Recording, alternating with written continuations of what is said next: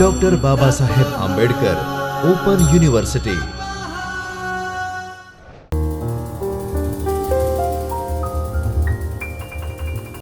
નમસ્કાર મિત્રો, હું Kinjal Parmar, assistant professor, department of library and information science. આપણે ગયા એકમમાં ભણ્યા હતા કે ગ્રંથાલય વર્ગીકરણ શા માટે ભણવું જોઈએ, તેનું વર્ગીકરણનું ગ્રંથાલયમાં શું મહત્ત્વ છે અને તેની શું જરૂરિયાતો છે, તેના કારણે આપણે ગ્રંથાલયમાં પણ વર્ગીકરણ અપનાવવું જોઈએ. આજે આપણે ભણીશું કે ગ્રંથાલય વર્ગીકરણની જરૂરિયાતો અને એના હેતુઓ શું છે. પ્રસ્તાવના: કોઈ પણ ગ્રંથાલય સંગ્રહ વિના ઊભું થતું નથી. વિવિધ પ્રકારના સંગ્રહથી જ ગ્રંથાલયની શરૂઆત થાય છે. બેઝિકલી જે લાઇબ્રેરી આપણે ડેવલપ કરવા જઈ રહ્યા હોઈએ ત્યારે કલેક્શનના આધારે જ લાઇબ્રેરી આપણે ડેવલપ કરીએ. વિધાઉટ ધ કલેક્શન આપણે લાઇબ્રેરી ડેવલપ કરી શકતા નથી, કારણ કે કલેક્શનથી જ લાઇબ્રેરીનું મહત્ત્વ છે. ગ્રંથાલયોના વિવિધ પ્રકારના સંગ્રહ હોય છે. પુસ્તકાલયમાં ઘણા પ્રકારના સંગ્રહ છે, જેમ કે મુદ્રિત પુસ્તકો, જર્નલ, હસ્તપ્રતો, નકશાઓ, આલેખો, જર્નલ્સ છે, પેપર્સ, ન્યૂઝપેપર્સ છે, રેફરન્સ સેક્શન્સ છે, સીડી રોમ્સ છે, વિડીયો છે, ઓડિયો કેસેટ્સ વગેરે. એવું બધું અલગ અલગ પ્રકારનું કલેક્શન હોય છે, જેનાથી લાઇબ્રેરી આપણે એક ઊભી કરી શકીએ છીએ. વાચકો ગ્રંથાલયની સામગ્રીને 3 પ્રકારની માંગ કરતા હોય છે. જનરલી જે પણ લાઇબ્રેરીમાં યુઝર્સ આવતા હોય છે એમની 3 માંગ હોય છે કે તેઓ કોઈ પણ પુસ્તક ડિમાન્ડ કરે છે તો કઈ રીતે. તો ફર્સ્ટ કે કોઈ પણ યુઝર્સ છે એને લેખકનું નામ ખબર હોય કે ઓથરનું નામ ખબર હોય કે એ ઓથરના નામથી એ કે મારે આ કનૈયાલાલ મુનશીની પુસ્તક જોઈએ છે કે ઝવેરચંદ મેઘાણીની પુસ્તક જોઈએ છે, એ ઓથરથી ડિમાન્ડ કરતો હોય છે. બીજી વસ્તુ કે એ પુસ્તકના નામથી માંગણી કરતો હોય છે કે સપોઝ કે કોઈ પુસ્તકનું તમને નામ ખબર હોય કે લાઇબ્રેરી ક્લાસિફિકેશન છે કે લાઇબ્રેરી કેટલોગિંગ છે, એ પુસ્તકના નામથી પણ તમે પુસ્તક માંગતા હોય છે યુઝર્સ. વાચકને વિશિષ્ટ વિષયના પુસ્તકોની આવશ્યકતા રહેતી હોય છે. બીજું કે કોઈ સપોઝ કે સબ્જેક્ટથી પણ યુઝર્સ પુસ્તકની ડિમાન્ડ કરતા હોય છે કે તેમને કયા સબ્જેક્ટની પુસ્તકો જોઈએ છે. તો કોઈ પર્ટિક્યુલર સબ્જેક્ટ લઈ લો કે આપણે લાઇબ્રેરી સાયન્સ છે તો કે એમાં કયા વિવિધ પ્રકારના પુસ્તકો આપણે લાઇબ્રેરીમાં કલેક્શન કરીને રાખેલું છે.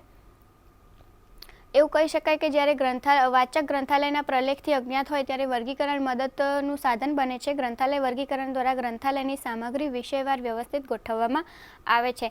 કે કોઈ બી તમે ગ્રંથાલયમાં કે લાઇબ્રેરીમાં જાઓ છો ત્યારે કોઈ પણ તમારા વાચકને તમારે વાચકની જે પણ ડિમાન્ડ છે એ પૂરી કરવી છે, તો એમાં તમને વર્ગીકરણ વધારે મદદરૂપ થશે. કારણ કે કોઈ પણ વાચક આવે છે કે મને પર્ટિક્યુલર ઓથરની આ બુક જોઈએ છે, તો લોટ્સ ઓફ કલેક્શનમાં તમે પર્ટિક્યુલર ઓથરની બુક્સ કેવી રીતે શોધી શકશો?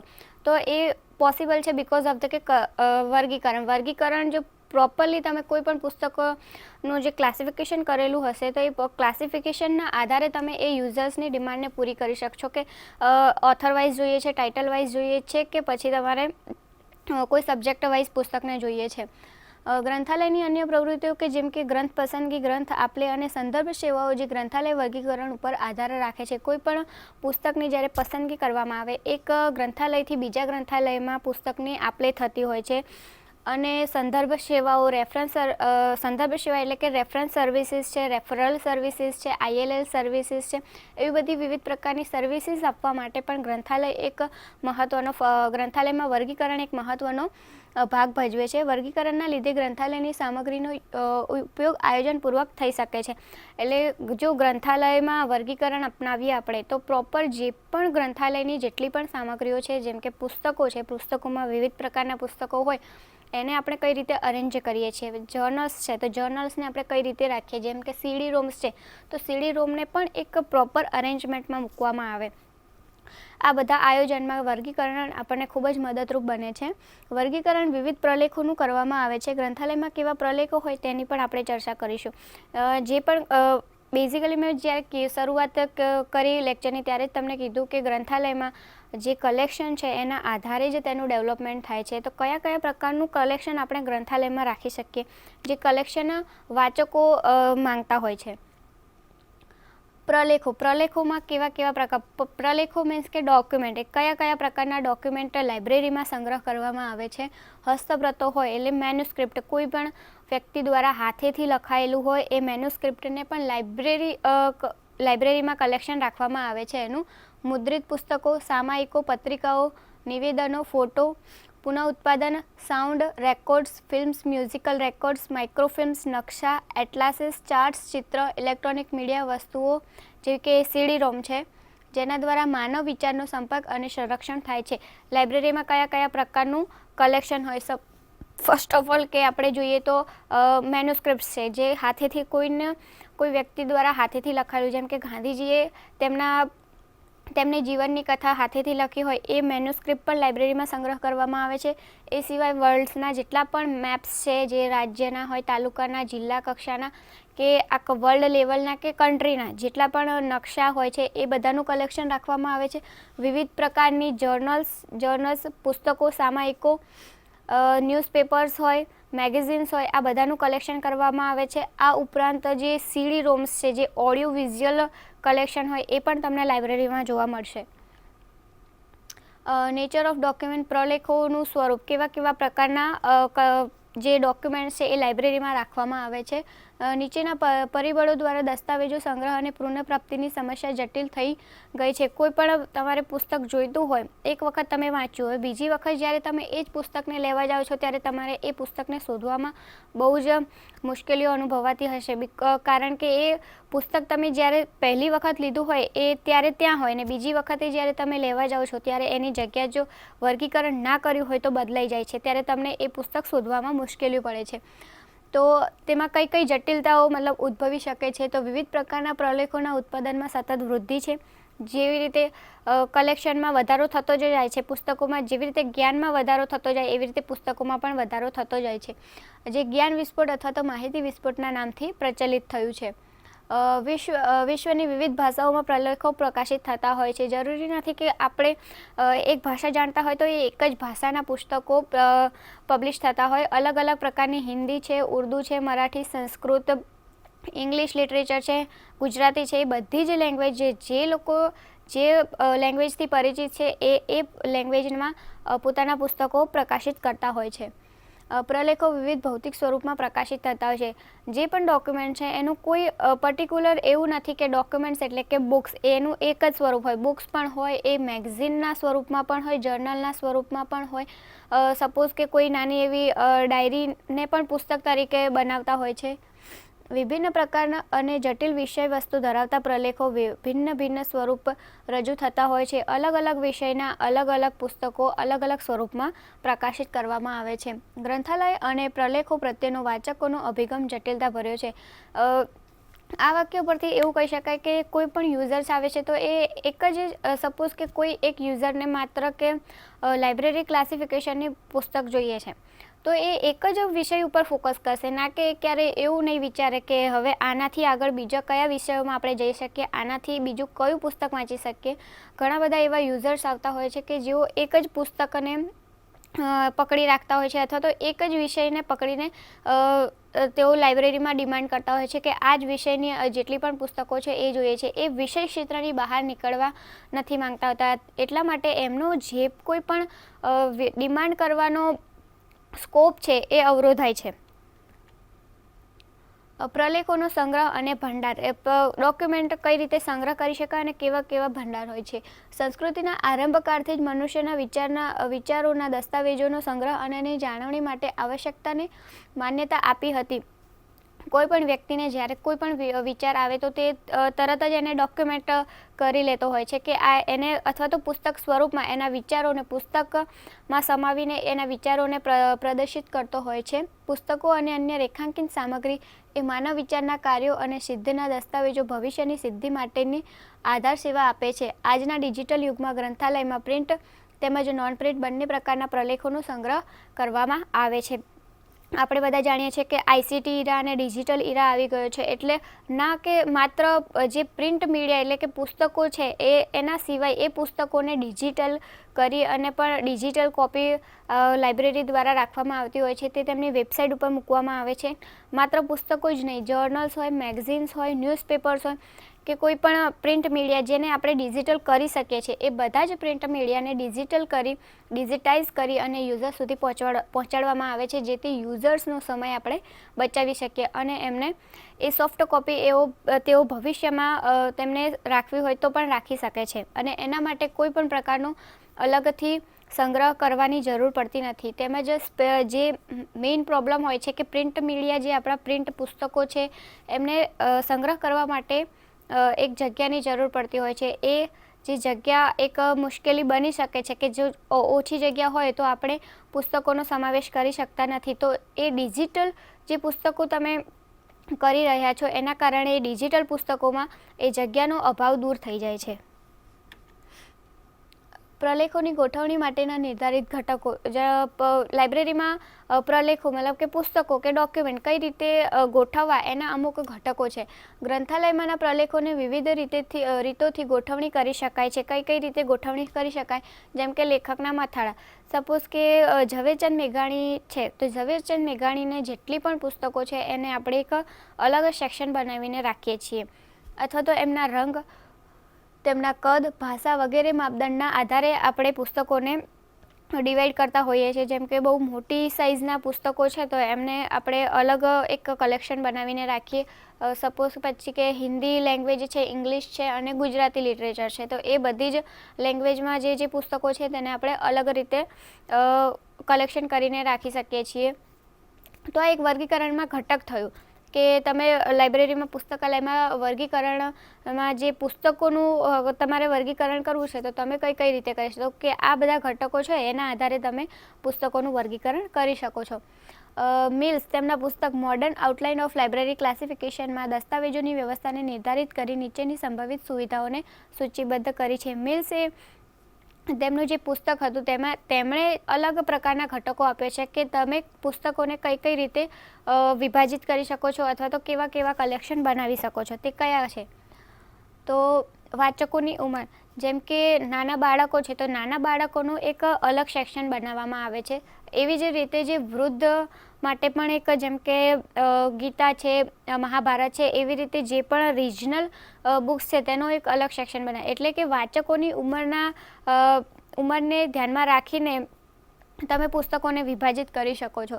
સામગ્રીના ઉપયોગની અંગેની શરત, એટલે કે કોઈ સામગ્રી છે જેમ કે જર્નલ છે તમને 1 દિવસ માટે વાપરવામાં આવે, જ્યારે પુસ્તકો છે તમને 14 દિવસ માટે વાપરવામાં આવે. તો એ શરતોના આધારે પણ તમે પુસ્તકોને વિભાજિત કરી શકો છો કે 1 દિવસ વાંચવામાં આવતા પુસ્તકોનું અલગ કલેક્શન રાખો છો, જ્યારે 14 દિવસ માટે આપવામાં આવતા પુસ્તકોનું અલગ કલેક્શન રાખો છો. અસામાન્ય કદના પુસ્તકો, અસામાન્ય એટલે કે ઓવર સાઇઝના, જે વધારે પડતી મોટી જે બુક હોય, જે 30 સેન્ટીમીટરથી વધારે હોય કે બહુ મોટી હોય, જે તેનું તમે અલગથી કલેક્શન રાખી શકો છો. એટલે કોઈ પણ જ્યારે વાચક આવે તેની ડિમાન્ડ કરતો હોય છે પુસ્તક માટે, ત્યારે આપણે ખાસ જોઈ લઈએ છીએ કે કયા પ્રકારનું પુસ્તક છે અને એ પ્રમાણે એને આપણે પુસ્તક આપીએ છીએ. પ્રલેખોના વિષય વસ્તુ એટલે કે સબ્જેક્ટિવ વાઇઝ તમે પુસ્તકોને સબ્જેક્ટ વાઇઝ પણ ગોઠવી શકો છો. પ્રલેખોની ભાષા, જેમાં આગળ તમને કીધું કે હિન્દી લિટરેચર છે, ઇંગ્લિશ લિટરેચર છે કે ગુજરાતી લિટરેચર છે, એવી રીતે લિટરેચરને તેની ભાષાના પ્રમાણે પણ વિભાજિત કરવામાં આવે છે. એટલે જ્યારે પણ વાચક પુસ્તક લેવા આવે છે ત્યારે તે કહે છે કે મારે હિન્દી લિટરેચરમાં આ લેખકની આ પુસ્તક જોઈએ છે, તો તમે તેને સીધું જ જે હિન્દી કલેક્શન વાળો ડિપાર્ટમેન્ટ છે અથવા તો જ્યાં હિન્દી કલેક્શન રાખેલું છે ત્યાં તેને મોકલી દો તો તેને સરળતા રહેશે એ પુસ્તક શોધવામાં. રજૂઆતની વિલક્ષણતાઓનું સ્વરૂપ, કે પુસ્તકને કેવી રીતે રજૂ કરેલું છે.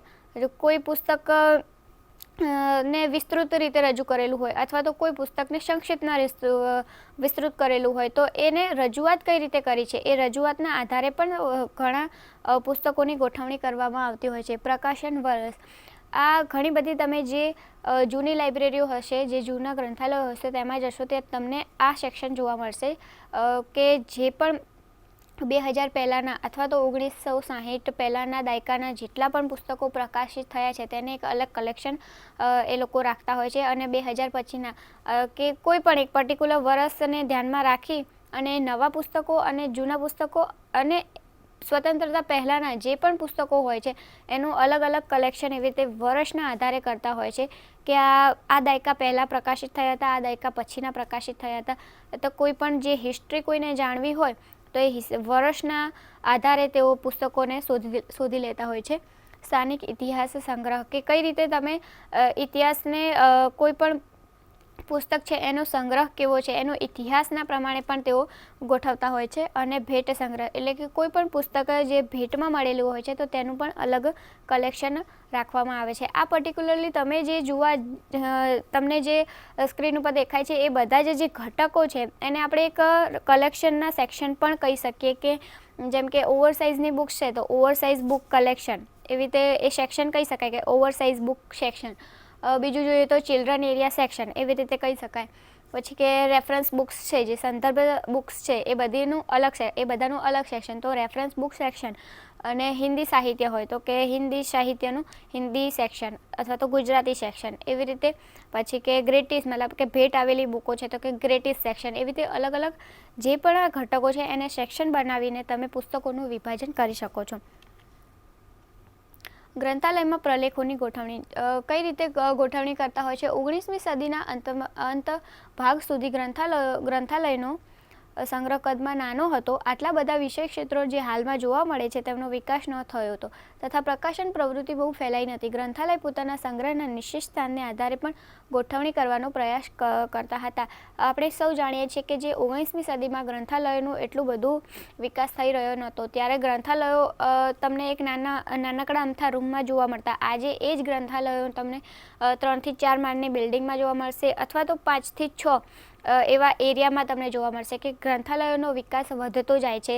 જેમ જેમ વાચકોને વાંચવાની ટેવ પણ વધતી જાય છે અને જ્ઞાનમાં વિસ્ફોટ થતો જાય છે. તો એ એવા ગ્રંથાલયોમાં તમે કઈ રીતે તો જે ચોક્કસ પ્રકારની સંગ્રહ કરતા હોય એ સંગ્રહના આધારે તેઓ પુસ્તકોને વિભાજિત કરી અને એની ગોઠવણી કરતા હોય છે. ગ્રંથાલયમાં ઉપભોક્તાની સાનુકૂળતા પ્રમાણે વિવિધ વિભાગની વ્યવસ્થા કરવામાં આવે છે. જેમ તમને અગાઉ કહ્યું કે અલગ અલગ જે કોઈ પણ વાચક છે એને કોઈને હિન્દીની પુસ્તક જોઈએ છે, કોઈને ગુજરાતી લિટરેચર જોઈએ છે કે કોઈને ઇંગ્લિશ લિટરેચર જોઈએ છે અથવા તો કોઈને હિન્દી સાહિત્યમાં પણ નવલકથા જોઈએ છે અથવા તો ગુજરાતી સાહિત્યમાં નવલકથા જોઈએ છે. તો એવી રીતે ઉપભોક્તાની જરૂરિયાતોને આપણે ધ્યાનમાં રાખી અને વિવિધ પ્રકારના સેક્શન બનાવીએ છીએ કે હિન્દી સેક્શન છે, ઇંગ્લિશ સેક્શન છે, રેફરન્સ સેક્શન છે. એ સેક્શનના કારણે જે પણ વાચકો છે એમને કોઈ પણ એમની જરૂરિયાતનું પુસ્તક લેવામાં આસાની રહે છે. આ બધા અલગ અલગ પ્રકારના સેક્શન છે જે તમને જનરલી લાઇબ્રેરીમાં જશો ત્યારે તમને જોવા મળશે. તેમાં નોન ફિક્શન એટલે કે જે ફિક્શન નથી એવું તો એવી જ રીતે ફિક્શન હોય કે પર્ટિક્યુલર આ ફિક્શન જેટલી પણ ફિક્શન્સ બુક્સ છે એ બધી ફિક્શન્સ બુક્સનું કલેક્શન અહીંયા છે. ફિક્શન્સ છે, નોન ફિક્શન્સ છે, પછી હિન્દી કલેક્શન્સ હોય, પછી રેફરન્સ એરિયા હોય જ્યાં તમને બધી રેફરન્સ બુક્સ મળે. લાર્જ પ્રિન્ટ એટલે કે જે બહુ મોટી હોય. પછી જનરલી જર્નલ સેક્શન છે અને સર્ક્યુલેશન ડેસ્ક. જે સર્ક્યુલેશન ડેસ્ક એ લાઇબ્રેરીનું હાર્ટ કહી શકાય કારણ કે ત્યાંથી જ જેટલી પણ લાઇબ્રેરીની જે પણ આપલે થતી હોય ઇસ્યુ રિટર્ન કોઈ પણ યુઝર્સની કોઈ પણ ડિમાન્ડ્સ છે એને કયું પુસ્તક જોઈએ છે એની જરૂરિયાત કેવી રીતે આપણે સંતોષી શકીશું અને એને કયા પ્રકારનું પુસ્તક જોઈએ છે કેટલા સમય માટે દરેક પ્રશ્નના જવાબ તમને સર્ક્યુલેશન ડેસ્ક ઉપર મળે છે. એટલા માટે કહી શકાય કે લાઇબ્રેરીમાં સર્ક્યુલેશન ડેસ્ક એનું હાર્ટ કહી શકાય છે. પ્રલેખો પ્રત્યે વાચકોનો અભિગમ. વાચકોનો કેવો અભિગમ હોય છે એટલે કે ડોક્યુમેન્ટ માટે કોઈ પણ પુસ્તક યુઝર્સ છે એ કેવી રીતે ડિમાન્ડ કરતા હોય છે. જેમ કહ્યું કે ઓથર અપ્રોચ હોય એ લોકોનો ઓથર મતલબ કે લેખકનો અભિગમ હોય. આખ્યાનામનો અભિગમ એટલે કે ટાઇટલ અપ્રોચ હોય અને વિષય અભિગમ એટલે કે સબ્જેક્ટ અપ્રોચ હોય. એટલે કે કોઈ પણ વાચક છે આઈધર એને ઓથરનું નામ ખબર છે, એ પુસ્તકનું ટાઇટલ ખબર છે કે એને સબ્જેક્ટ જાણે છે. તો આ 3 મેઇન બેઝિક ઘટક છે કે જેના થ્રુ વાચક આવે છે અને કહે છે કે મને આ પુસ્તક જોઈએ છે, આ વિષયનું જોઈએ છે કે આ ટાઇટલનું જોઈએ છે કે આ ઓથરનું જોઈએ છે. આ બેઝિક 3 ઘટક છે કે જેના દ્વારા યુઝર્સ પુસ્તકોની ડિમાન્ડ કરતા હોય છે. ગ્રંથાલય વર્ગીકરણની વ્યાખ્યામાં 3 પાસા મહત્વના છે. કયા 3 પાસા કે કોઈ પણ વર્ગીકરણ આપણે કઈ રીતે કરીએ તો સપોઝ કે કૃત્રિમ ભાષા છે, જેમ તમને અગાઉના લેક્ચરમાં કહેવામાં આવ્યું હતું કે કોઈ પણ પર્ટિક્યુલર તમે વિજ્ઞાનમાં જોવા જાઓ તો કે સોડિયમ, હાઇડ્રોજન, ઓક્સિજન એ બધાની અમુક સંજ્ઞાઓ આપવામાં આવી હોય છે, કે જેમ કે સોડિયમ છે તો કે SO છે, ને હાઇડ્રોજન છે તો H2 છે. એવી રીતે અલગ અલગ સંજ્ઞાઓ આપવામાં આવી છે. એવી જ રીતે આપણે લાઇબ્રેરી ક્લાસિફિકેશનમાં કોઈ પણ સબ્જેક્ટ છે એને પર્ટિક્યુલર સંજ્ઞાઓ દ્વારા દર્શાવવામાં આવે છે. એ સંજ્ઞાઓ આંકડા છે, આ સિવાય આંકડા તેમજ જે પણ પોઈન્ટ, ડોટ્સ જે તેમાં રજૂ થતા હોય એ બધી જ વસ્તુઓનો સમાવેશ કરવામાં આવે છે. અને આ બધાને ક્રમવાચક સંખ્યા એટલે કે 1, 2, 3 એવી રીતે તમે ક્રમબદ્ધ રીતે ગોઠવો ત્યારે વર્ગીકરણ બનતું હોય છે. વિશિષ્ટ વિષયો ડૉક્ટર SR રંગનાથન જે આપણા ગ્રંથાલય વર્ગીકરણના પિતા છે, તેમણે વિષયો માટે સ્થાનાંક આપ્યા હતા. એટલે કે કોઈ વિષય છે તો એને કયા સ્થાન ઉપર મૂકવું એવી રીતે સ્થાનાંકો આપ્યા હતા. પરંતુ તેમાં કેટલાક પુસ્તકો એક સરખું સ્થાન ધરાવતા હોય તો ત્યારે જ્યારે પણ યુઝર્સ ડિમાન્ડ કરતા હોય તો એક જ પુસ્તકની એણે ડિમાન્ડ કરી હોય તો એનું સ્થાન બીજા પુસ્તક સાથે મળતું હોય, એટલે કે એક કરતાં વધારે પુસ્તકો એક જ સ્થાનાંક ધરાવતા હોય તો તેવી સિચ્યુએશનમાં યુઝર્સ કે જે પણ તમને લાઇબ્રેરિયન છે એને મુશ્કેલી થતી કે યુઝર્સને તેનો સમય બચે અને તેને ઝડપથી પુસ્તક મળે. તો તેના માટે શું કરું? તો SR રંગનાથને તે મુશ્કેલીને દૂર કરવા માટે બીજા 2 તત્વો આપ્યા, જે ગ્રંથાંક અને સંગ્રહાંક. આ ત્રણેય તત્વોને હવે આપણે સમજીશું. વર્ગીકરણના તત્વો. કોઈ પણ પુસ્તક, આ જે પણ તમને પુસ્તકના જે 3 ઘટકો છે એ દરેક પદ્ધતિમાં સરખા નથી હોતા. તમને લાઇબ્રેરી ક્લાસિફિકેશનમાં 3 અલગ અલગ પદ્ધતિઓ શીખવાડવામાં આવશે, કે જેમાં તમે એક DDC છે, CC છે, UDC છે, એ 3 પદ્ધતિઓ પ્રમાણે આપણે ગ્રંથાલયમાં વર્ગીકરણ કરવાનું હોય. આ 3 પદ્ધતિઓથી વર્ગીકરણના અલગ અલગ નંબર પડતા હોય છે. ઘણી બધી અત્યારે જેટલી પણ લાઇબ્રેરીઓ છે એ બધી DDC યુઝ કરતી હોય છે, પરંતુ જ્યારે તમે કોઈ રિસર્ચ લાઇબ્રેરીમાં જઈ રહ્યા છો તો ત્યાં એવી રિસર્ચ લાઇબ્રેરીઓમાં અથવા તો પબ્લિક લાઇબ્રેરીઓમાં CC પણ યુઝ થતું હોય છે. તો આપણે DDC પ્રમાણે તમને બતાવીએ કે DDC પ્રમાણે તમે લાઇબ્રેરી ક્લાસિફિકેશન કરવા જાઓ તો વર્ગાંક શું છે, સ્થાનાંક શું છે અને સંગ્રહાંક શું છે એ તમને સમજાવું.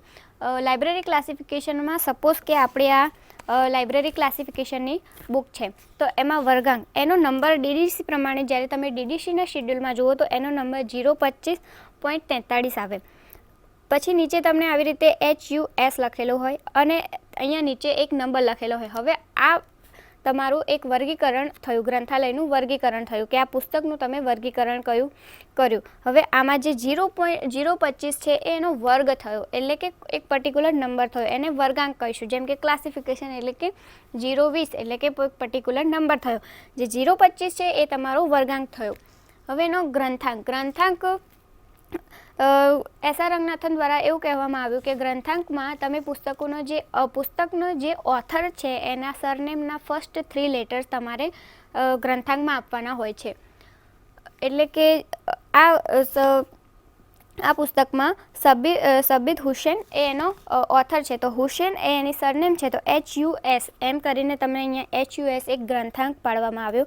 અને જે સંગ્રહાંક છે એ દરેક ગ્રંથાલયમાં અલગ અલગ હોય છે. ગ્રંથાલય પોતાના ગોઠવણી જે પણ ડોક્યુમેન્ટની ગોઠવણીઓ કરે છે એ પ્રમાણે તેમનો સંગ્રહાંક બદલાતો રહે છે. કે જેમ કે કોઈ ગ્રંથાલય છે તો એ પોતાનું જે કોઈ પર્ટિક્યુલર નંબર આપતા હોય કે પહેલું પુસ્તક છે, બીજું પુસ્તક છે, એ નંબર પ્રમાણે એ લોકો સંગ્રહાંક રાખતા હોય છે. આઈધર કે કોઈ લાઇબ્રેરીઝ પોતાના જે પણ લાઇબ્રેરીનું નામ છે એની લાઇબ્રેરીનું આગળ નામ રાખે અને પાછળ કોઈ નંબર પર્ટિક્યુલર પાડતા હોય છે. એટલે સંગ્રહાંક દરેક લાઇબ્રેરીના અલગ અલગ હોય છે, પરંતુ વર્ગાંક અને જે ગ્રંથાંક છે એ બધી લાઇબ્રેરીમાં પુસ્તકોમાં સરખા હોય છે. જેમ કે એ પુસ્તકોનું જ્યારે DDC પદ્ધતિ પ્રમાણે વર્ગીકરણ કરવામાં આવ્યું હોય તો આ સ્થાનાંક માત્ર DDC પદ્ધતિ પ્રમાણે જ રહેશે. આ જે તમને ફોર્મેટ બતાવવામાં આવ્યું છે એ જો તમે DDC પદ્ધતિ પ્રમાણે વર્ગીકરણ કરો છો ત્યારે રહેશે. પદ્ધતિ બદલાતા પુસ્તકનો વર્ગ તેમજ એનો સ્થાનાંક બદલાતા જાય છે. જેમ તમે કહ્યું કે DDC સિવાય CC અને UDC છે, જો એ બંને પદ્ધતિઓ પ્રમાણે જ્યારે તમે જોવા જાઓ તો આ પુસ્તકનો જે નંબર છે એ બદલાઈ જાય છે. નંબર પણ બદલાઈ જાય છે, એનો ગ્રંથાંક અને સંગ્રહાંક બધું જ બદલાઈ જાય છે. આ પુસ્તકનું જે પણ વર્ગીકરણ કર્યું છે એ DDC પદ્ધતિ પ્રમાણે કર્યું છે. જ્યારે તમે CCમાં જશો તો CCમાં અલગ રીતે થતું હોય છે. ગ્રંથાલય વર્ગીકરણના હેતુઓ અને કાર્યો. આપણે ગ્રંથાલય વર્ગીકરણ શા માટે કરીએ છીએ, તેના હેતુઓ શું છે અને તેના કાર્યો શું છે. પ્રલેખોને સુવ્યવસ્થિત ગોઠવણી માટે. કોઈ પણ તમે જાઓ લાઇબ્રેરીમાં તો પુસ્તકો સપોઝ કે આ રીતે પડ્યા છે અને આ રીતે પડ્યા છે. સૌથી વધારે વાચકો કઈ રીતે શોધવાનું પસંદ કરશે? ઓબ્વિયસલી કે જે પુસ્તકો સુવ્યવસ્થિત મતલબ પ્રોપર ગોઠવણી કરેલી હોય એવા જ પુસ્તકોમાંથી તેઓ પોતાનું પુસ્તક શોધવાનું પસંદ કરશે, ના કે કોઈ પણ અવ્યવસ્થિત રીતે પડેલા પુસ્તકોમાં શોધવાનું. પ્રલેખોની પુનઃપ્રાપ્તિ માટે, જેમ કે એ પુસ્તક આજે એક પુસ્તક કોઈ પણ યુઝર્સ લઈ ગયો વાંચવા માટે, એ પુસ્તક એણે રિટર્ન કરી દીધું. સપોઝ કે 1 મહિના પછી કે 2 મહિના પછી એ જ પુસ્તકની જરૂરિયાત એને ઊભી થઈ, તો એ ફરીથી આવશે અને ફરીથી જ જો એને એ જ મહેનત કરીને શોધવાનું હોય તો એને એ પસંદ નહીં હોય. પરંતુ એ જ પુસ્તક જો એને પહેલાંની જેમ જ એની એ જગ્યાએથી મળી રહેશે તો એને એનો સમય પણ બચશે અને પુસ્તક મેળવવામાં પણ એને સહેલાઈ રહેશે. તો પુસ્તકોની પુનઃપ્રાપ્તિ માટે પણ વર્ગીકરણ એટલું જ જરૂરી છે. સમૂહમાં વ્યવસ્થિત રાખવા માટે. કોઈ પણ પુસ્તકો જ્યારે ઢગલોબંધ પુસ્તકો લાઇબ્રેરીઓમાં આવે છે, ઢગલોબંધ પુસ્તકો લાઇબ્રેરીઓમાં આવે છે તો ત્યારે કોઈ પણ પુસ્તકને તમારે સુવ્યવસ્થિત ગોઠવવા માટે ગ્રંથાલયમાં જ વર્ગીકરણ જરૂરી છે. પુસ્તકો પ્રદર્શિત કરવા અને પ્રદર્શકોને આયોજન કરવા માટે, કે પ્રદર્શકો આયોજન કરી શકે તેના માટે. ગ્રંથાલયની આંકડાકીય માહિતી આપવા માટે. કોઈ પણ આ માહિતી આપણે આપવી હોય ગ્રંથાલયમાં તો તેના માટે પણ ગ્રંથાલય વર્ગીકરણ મહત્ત્વનું છે. પછી સ્ટોક. દરેક વર્ષના અંતે સ્ટોક લેવામાં આવે છે, તો એ સ્ટોક આપણે કઈ રીતે લઈએ, તો એ વર્ગીકરણ જો પ્રોપર કર્યું હશે પુસ્તકોનું તો તમે સ્ટોક પણ સરળતાથી લઈ શકશો. વાંચનની યાદી બનાવવામાં મદદરૂપ, તેમજ વર્ગીકૃત કેટલોગ જે બનાવતા હોય છે એમાં પણ વર્ગીકરણ બહુ મહત્ત્વનું છે. અને વિષય મથાળા અને શબ્દ ભંડોળ. કોઈ પણ વિષયોના મથાળા બનાવવા કે શબ્દના ભંડોળ કરવા માટે તમને ગ્રંથાલયમાં વર્ગીકરણ એટલું જ મહત્ત્વનું બની રહે છે. આજે આપણે આ એકમમાં ગ્રંથાલય વર્ગીકરણના હેતુઓ તેમજ જરૂરિયાતોની ચર્ચા કરી. આ ઉપરાંત વિવિધ પ્રકારના પ્રલેખો અને ગ્રંથાલયના વિવિધ વિભાગોની જાણકારી મેળવી, જે તમને અલગ અલગ સેક્શન શીખવાડવામાં આવ્યા, કયા કયા પ્રકારના ડોક્યુમેન્ટ્સ હોય છે, ગ્રંથાલયમાં વર્ગીકરણ શા માટે જરૂરી છે, કેટલા વિભાગ છે અને કયા વિભાગથી યુઝર્સને સાનુકૂળતા રહે છે તેમના જરૂરિયાતોને ધ્યાનમાં રાખવા માટે. એ બધું આપણે આજે આ લેક્ચરમાં ભણ્યા. Thank you friends. હવે આપણે નેક્સ્ટ લેક્ચરમાં ગ્રંથાલયના કેટલાક સિદ્ધાંતો, વર્ગીકરણના કેટલાક સિદ્ધાંતો છે અને જે કોઈ પણ અલગ અલગ ઓથર દ્વારા આપવામાં આવેલા છે એ બધા સિદ્ધાંતોની આપણે ચર્ચા કરીશું. સ્વાધ્યાયઃ પરમઃ